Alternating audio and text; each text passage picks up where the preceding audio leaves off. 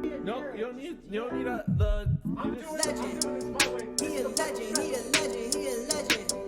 He a legend, he a legend, he a legend. Talking on it though, then He you a can't work it legend. up later. Welcome to the league, to the league, to the league, to the league, to the league of items.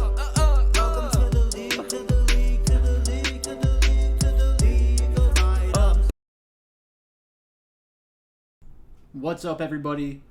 It's Pikel with League of Items, and in today's video we're going to get back into the swing of things, take a look at every team in the LPL. We're going to go through each team and talk about who I think is the most important player from each team. The reason why I think this is a worthwhile exercise is because I think that you can only really go as far as your best player will allow you. So I have the odds from Bet365 on my separate laptop. I just got back from vacation, so we're going to take a look at the futures specifically, and I have it on a separate screen. It's going to be going in a specific order, so I should have that in front of us. I'm going to do the same thing for the LEC, the LCK, and the LCS.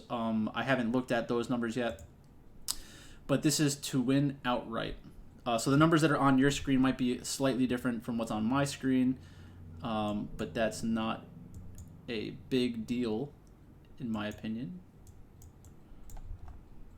So that should be all the teams. And then we'll do that, and we'll do that.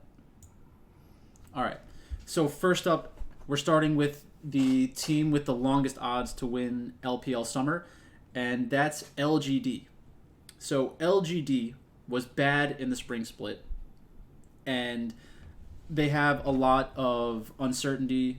I have a lot of uncertainty surrounding their roster. I think the most important player is Eric, and it's because he's the only player that's really locked in, I think, to a starting role for sure. They may have said something about like having multiple players in a couple different positions, but I don't expect much from LGD in this split. I don't expect them to win the split, obviously, and I wouldn't put any money on them. Let's just keep it moving. Next up, we have Thunder Talk. So Thunder Talk went 3-13 last split. There are some teams that had a better 3-13 than they did, in my opinion. The interesting thing about this team is that now they have Beishwan. So I think that when he played on FPX, he showed that he could be a functional jungler on a good team. So let's see what he can do on what I think is an overall mediocre roster. I'm not going to go through... actually, let me just make sure I have the up-to-date information on my other screen too.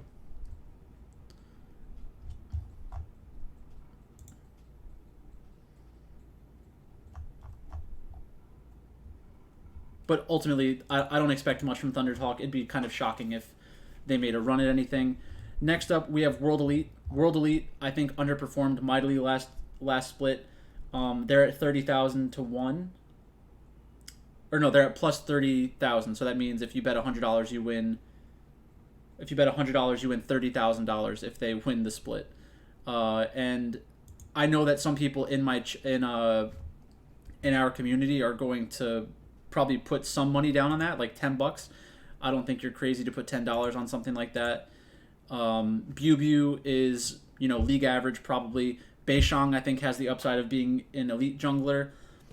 And then Shanks and Xie, I'm not 100% sure who's going to be playing. Personally, I would prefer if they played Xie probably. Then you have SMLZ, who just joined the team, but I'm not 100% sure he's going to be the starter for the entire split. So there's some roster uncertainty, and it's just like in football. If you have two quarterbacks, you have none. In my opinion, if you have two players at most positions, you really aren't convinced that either of them is like an elite player. So let's move on. Next up, Invictus Gaming. Invictus's most important player nowadays is Shun. They're at plus 20,000 to win the summer split. I'm not betting any money on them to win the summer split, but I think that Shun could be a carry player in this meta, and the meta is going to change. So in the playoffs, we had the Jinx and Aphelios meta. Those are really the two most important champions. You kind of knew that every draft was going to either be Jinx and Aphelios or somebody trying to counter one of those champions. where you were trying to get like Zaya into a matchup against one of them. And if you're the better team, then you can do stuff like that. But I think what we saw at MSI isn't really going to transition into the summer split very well because the durability patch came out. So I'd like to see what happens on the pro.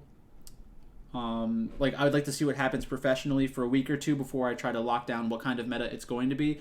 But the gut feeling I have is we're going to see we're going to see some more tanky champions.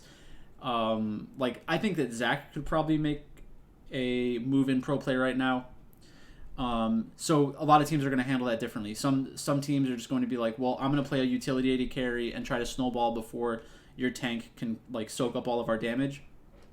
So if we go back to a utility ADC meta because of the durability changes, then that's going to help some teams more than it helps others. I think it would help Invictus Gaming actually, because then they could play around Shun.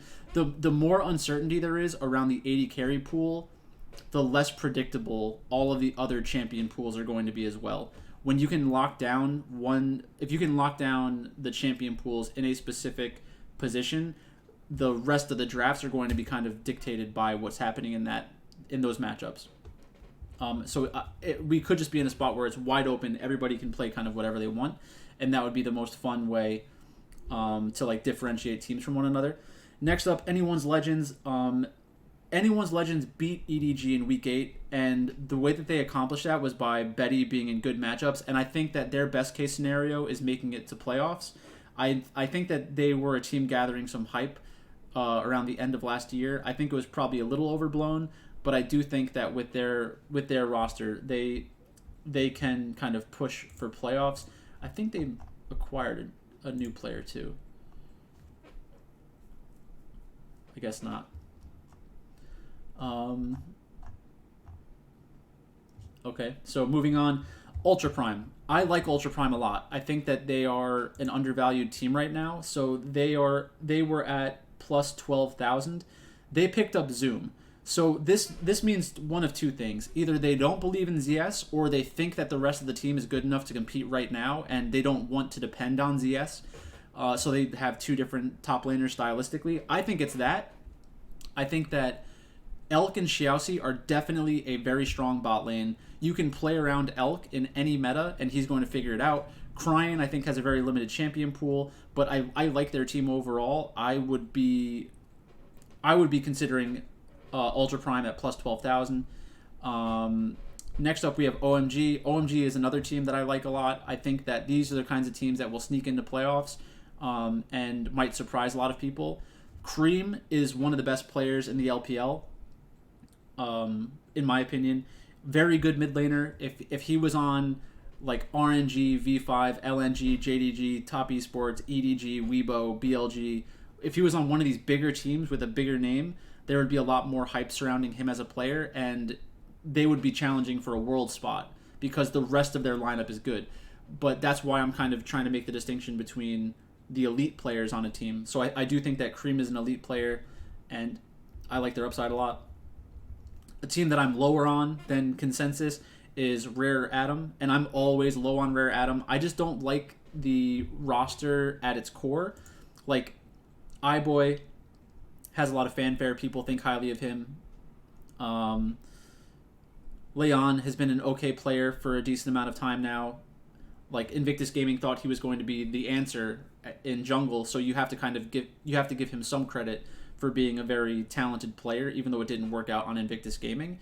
So they will be competing for a playoff spot, but I don't think that Strive looks like a difference maker based on last year. Leon will become the most important player on this team if they're successful, because he's going to be working with Strive and Cube to make plays in the early game and then allow iBoy to carry in the late game.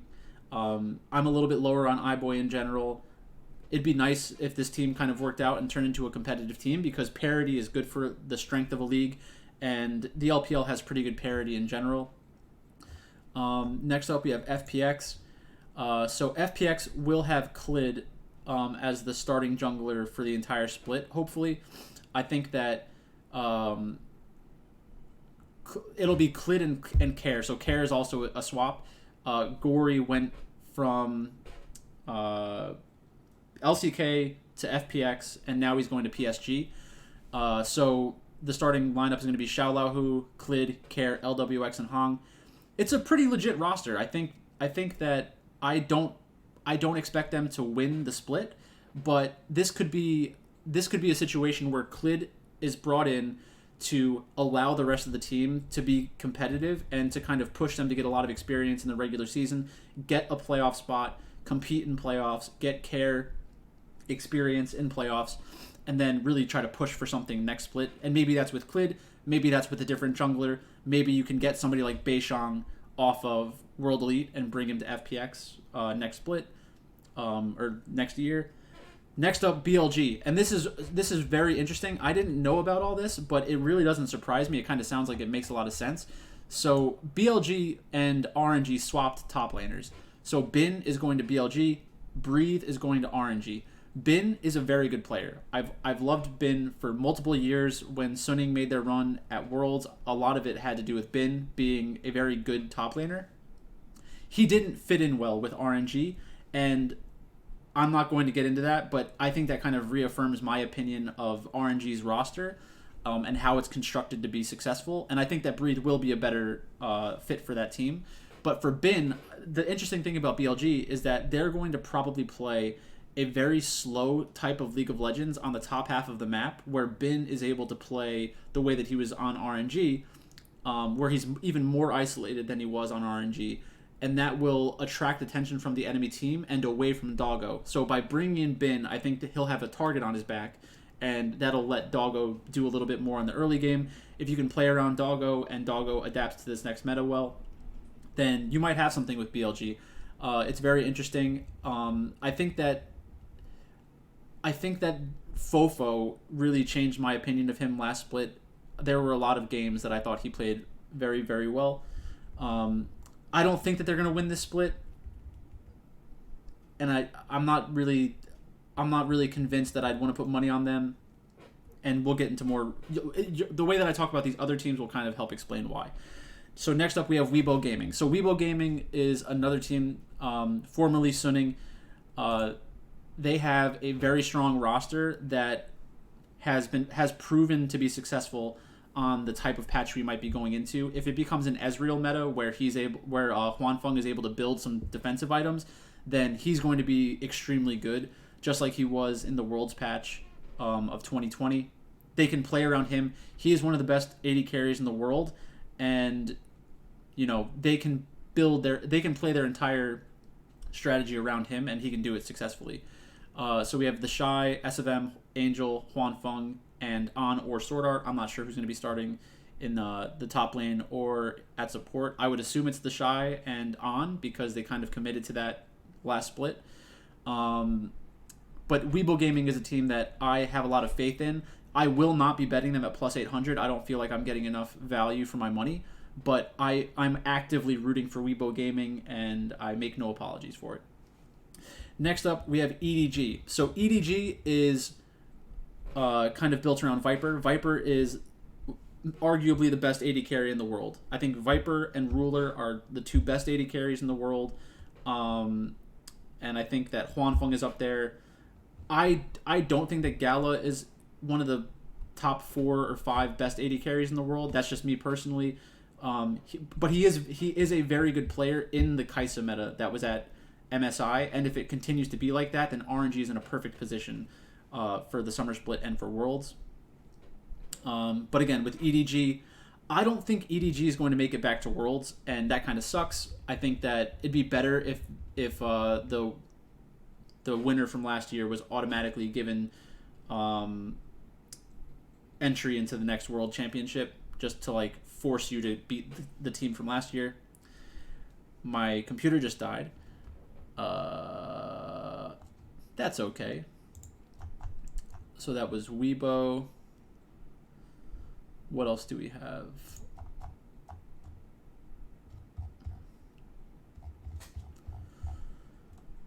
All right, Weibo Gaming. So let's do JDG next. So JDG has similar odds. Everybody from this point on is like less than plus 800, and I would not feel very good about betting on any of these.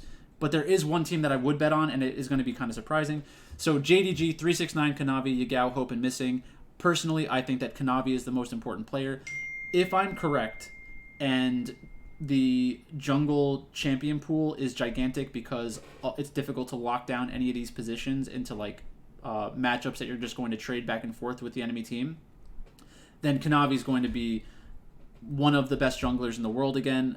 He has that elite talent that not a lot of players do. He's very risk tolerant. He's willing to embrace risks and try to carry the team.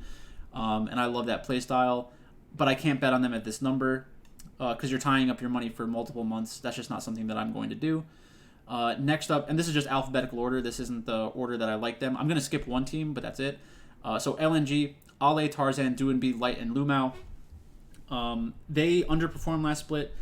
Again, this is a team with Duanbe and Tarzan. If you have champion pool flexibility, or even if Galio is just becoming a very important champion, Duanbe is one of the best Galio players in the world. So it's going to be a huge benefit for LNG. In the beginning of the season, it'll be nice to bet on them if they're up against some other favorites. I think that that's a way to make some money in the beginning of the split. And I like that team a lot in general.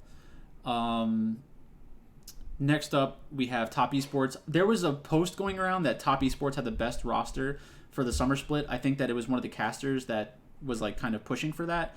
I really don't think so. I think that Wayward is a good player, not a great player. Tian is a good player, but not a great player anymore.